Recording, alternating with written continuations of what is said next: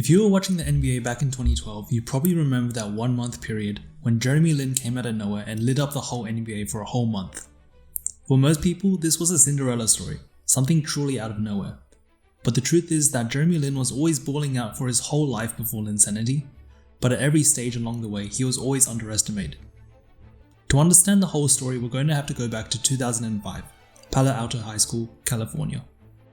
Jeremy Lin was a junior on his high school basketball team, the Palo Alto Vikings, where he emerged as a star player on his team.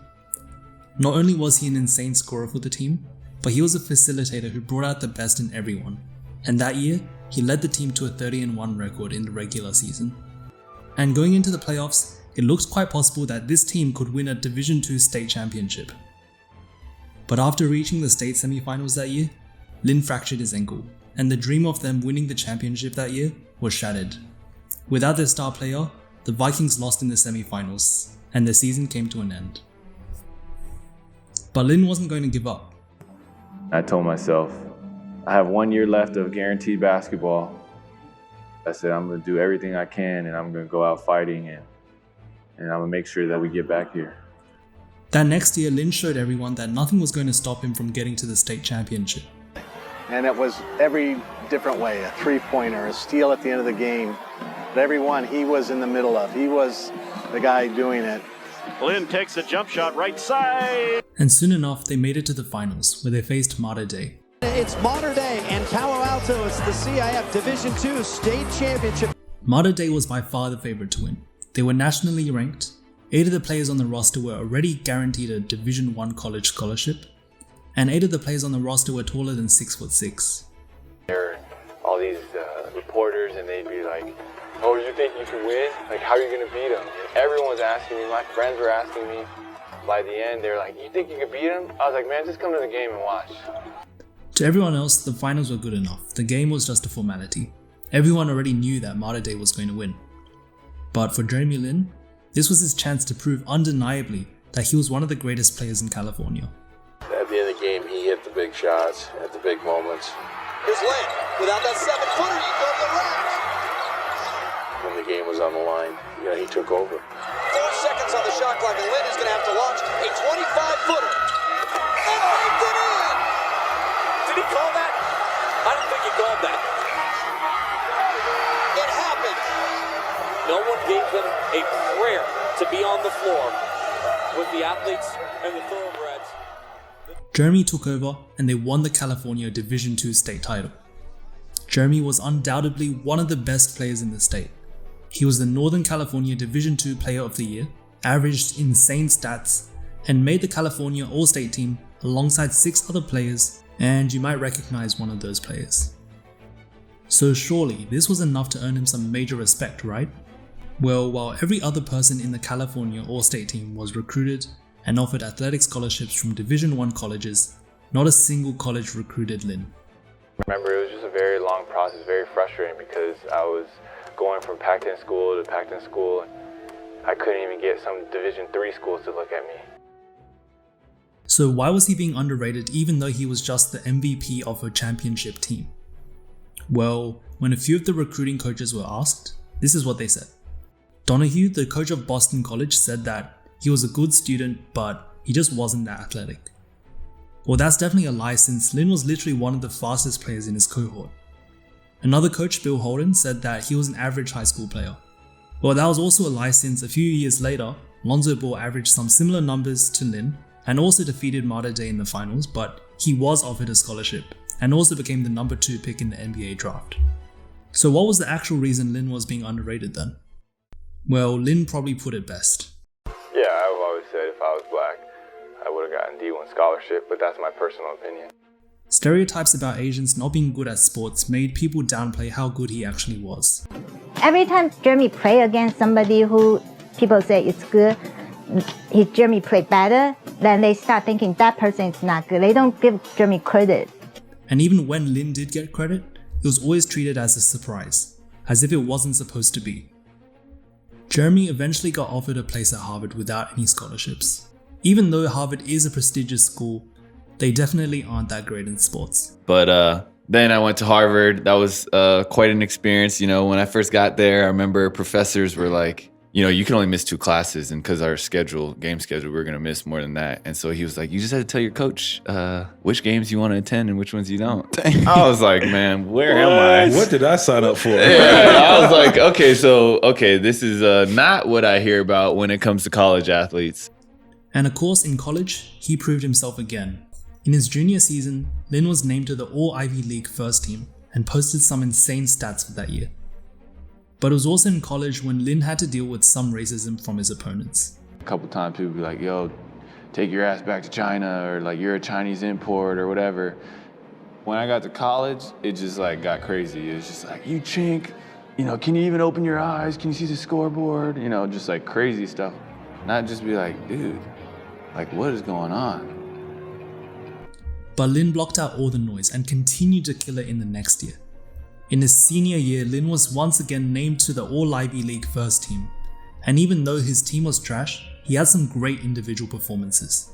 Lin got his revenge by beating many of the Pac-10 schools that rejected him, including one game against UConn and their star, Kemba Walker, who was pretty much guaranteed to make it to the NBA at this point. Keep an eye on Jeremy Lin today. This is the type of player that can single-handedly help Crimson pull off a miraculous upset. He was the best player on the floor. That's saying a lot when you're speaking of a team as the caliber of a Connecticut. Wow, what a move on the runner off the glass.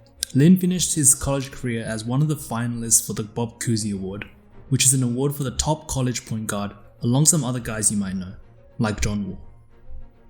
This pretty much made him one of the top 11 point guards in the nation at that time. He was also top 5 in 9 different offensive categories, and broke a whole bunch of records in Harvard's basketball history. Once again, Lin was able to prove that he was one of the best point guards of his cohort. Then it was 2010, when Lin declared for the NBA draft. He killed it at the draft combine, and killed it at the team workouts. And like I mentioned before, he was literally one of the top 11 point guards in the nation at that time.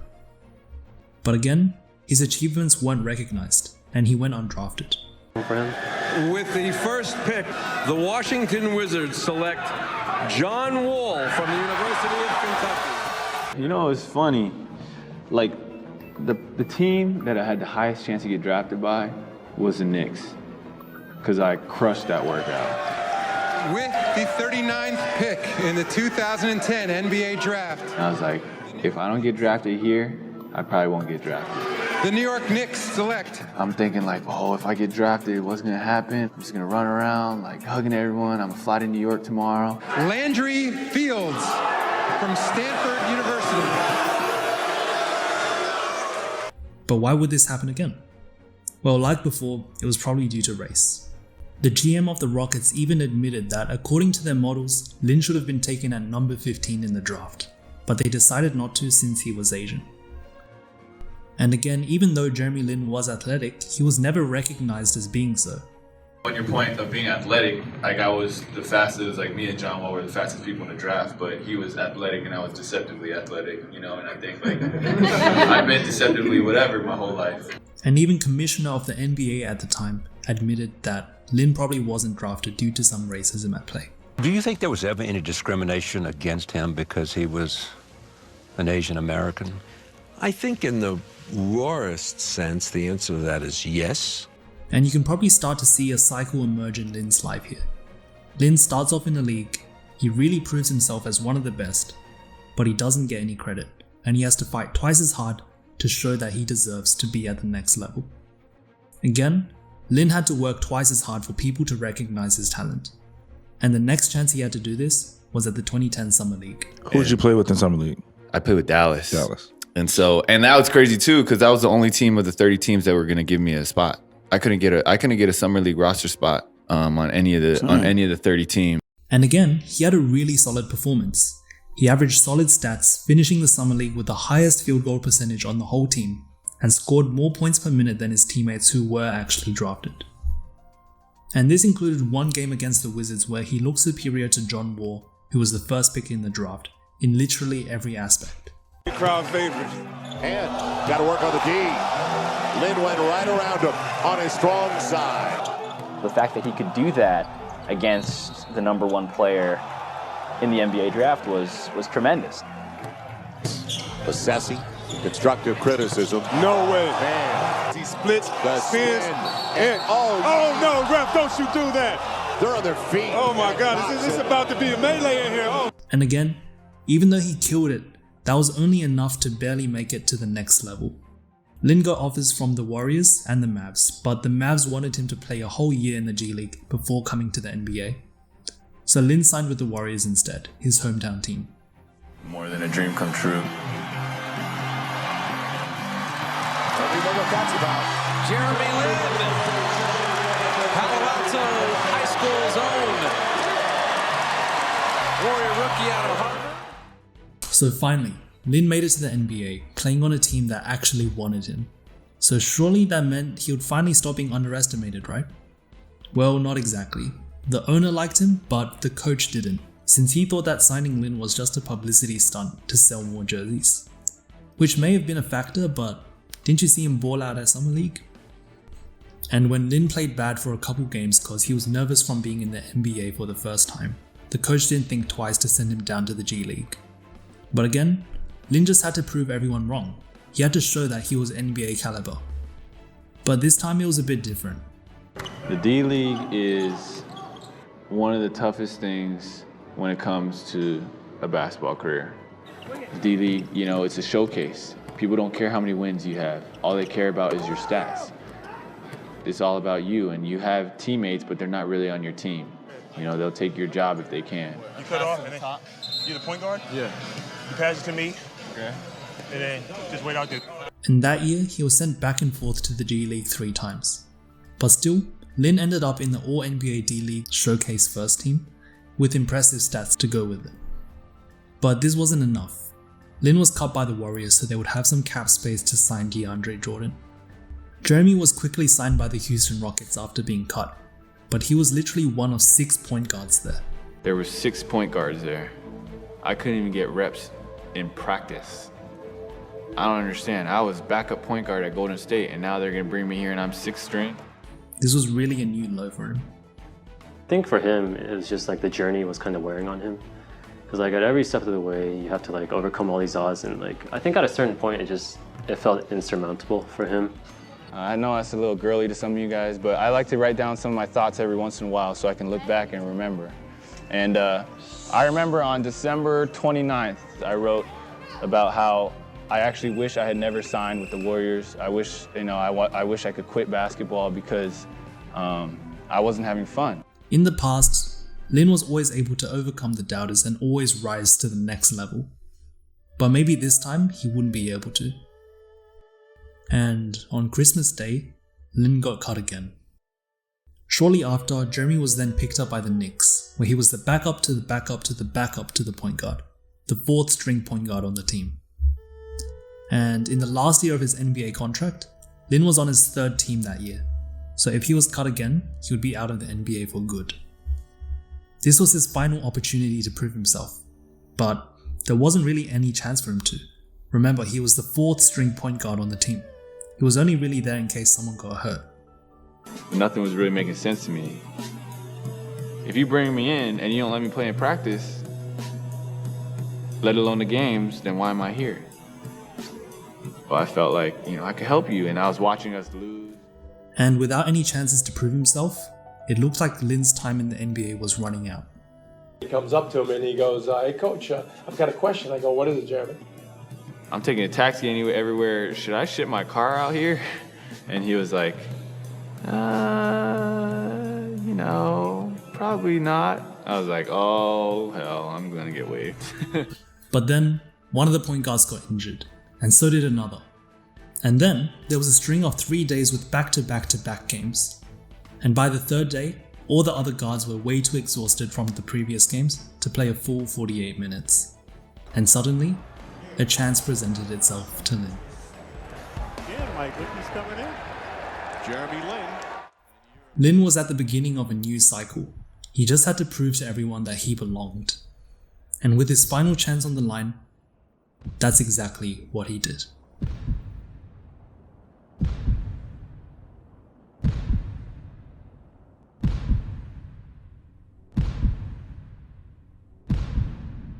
The tempo, pressuring, driving to the basket, does it again. Lin with the deflection and the steal. Jeremy Lin on the drive, right to the basket. Wow! Lobs to Chandler and the finish. Jeremy Lin picking up. Lin splits the defense, goes inside, kicks out the pass, Novak again. It's good. 5, 4, Lin for the win. Got it. Lin fakes, pull-up jump shot, knocks it down.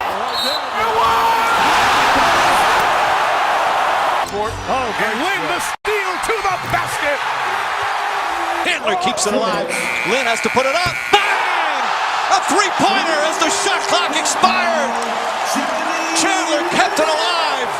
Yeah, the Knicks back up by 9. I love being the underdog just because it's just what I'm used to. You know, I would be good in this league, and then people would say, oh, but he can't play well in this league.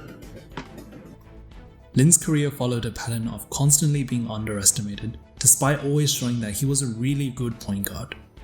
If Jeremy Lin was of any other race, his NBA career would have been way easier.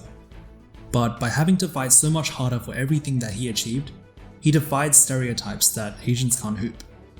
And hopefully the next big Asian hooper finds his path much easier because of what Lin had to go through.